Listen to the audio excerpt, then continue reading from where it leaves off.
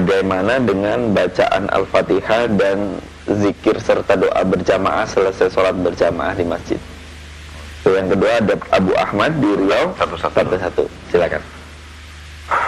Baik, saya berharap pemirsa pada saat kita sedang membahas pertanyaan-pertanyaan yang Anda ajukan ini dan saya memberikan jawaban, tidak usah dilihat siapa yang sedang memberikan jawaban ya, tapi diambil ilmu yang disampaikan.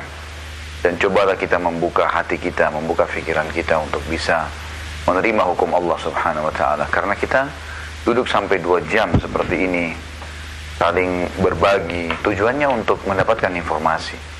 Jadi saya pun insya Allah tidak asal menyampaikan, tapi memang ini berdasarkan hukum Allah Subhanahu wa ta'ala yang kita ketahui ya. Dan saya sama sekali tidak menyalahkan kalau ada pemirsa atau para asatidzah, para duat, para habaib, para siapapun ya, yang memang memiliki pendapat yang lain dan mereka punya dalil, silahkan saja ya. Jadi saya sama sekali tidak pernah merasa pendapat saya yang paling benar, tapi ya ini majelis ilmu ya, kita saling mengingatkan satu sama yang lain insyaallah, karena Allah mengatakan fadzakir fa inna dzikra tanfa'ul mu'minin. Saling memperingatkanlah, karena itu akan sangat bermanfaat bagi orang yang beriman gitu kan. Yang jelas kita menyampaikan semua dengan punya rujukan wahyu. Yang kedua pemirsa, saya berharap Anda pada saat kami lagi menjawab seperti ini tidak usah sibukkan diri dengan menelpon lagi, karena simak lebih baik daripada Anda menelpon gitu kan. Karena kalaupun Anda menelpon sementara kami lagi menjawab, tidak akan dijawab tentunya oleh teman-teman di studio. Maka lebih baik fokus untuk mendengarkan. Siapa tahu di antara pertanyaan dan penjelasan ini nanti akan ada terjawaban yang dari apa yang akan Anda akan tanyakan gitu.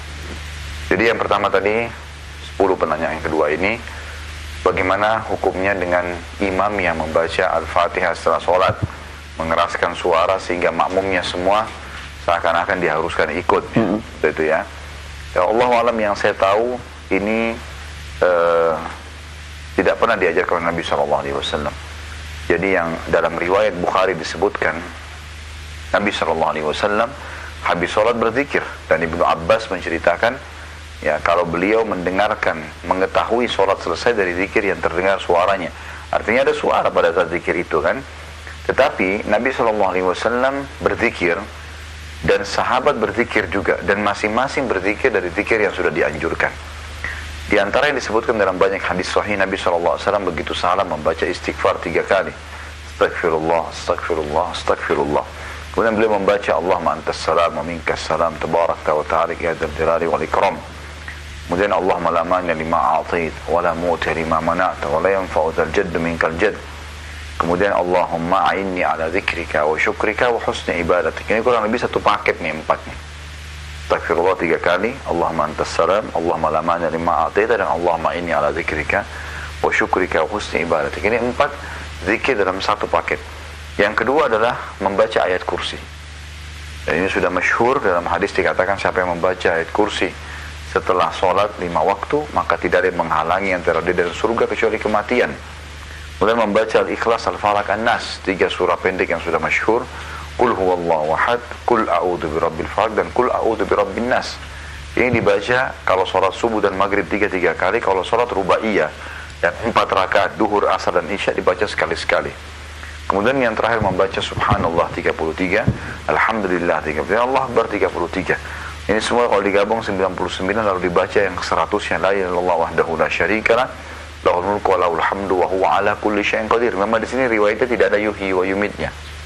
Jadi ini dibaca melengkapkan 100 dari 33 bacaan masing-masing. Subhanallah, Alhamdulillah, Allah Akbar. Kata Nabi SAW, siapa yang membaca ini maka tidak akan diampuni dosanya walaupun sebanyak buih di lautan. Nabi SAW kalau lagi membaca ayat kursi, tentu bisa berurut, bisa tidak zikir ini. Kadang-kadang Nabi SAW baca ayat kursi, sahabat sana lagi baca Qur'an, yang sana lagi baca Subhanallah. Nabi SAW tidak pernah mengikat mereka dengan satu bacaan. Bahkan sering kali Nabi SAW menyelesaikan zikir sebelum sahabat. Sebagaimana disebutkan dalam hadis Bukhari, beliau kalau selesai berzikir, beliau tidak berdoa, lalu beliau berdiri.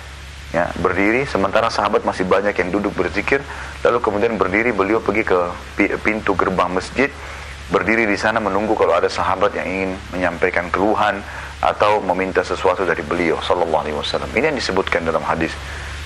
Inilah contoh dari Nabi sallallahu alaihi wasallam tentang masalah zikir. Jadi kalau ada imam yang teriak Al-Fatihah misalnya, kemudian dia memaksakan makmum harus mengikuti bacaannya, ya ini Allahu alam yang saya tahu malah mengganggu makmum yang lain untuk berzikir gitu kan. Jadi kita coba lebih kembali kepada sunnah Nabi, insya Allah itu lebih aslam ini lebih aman ya.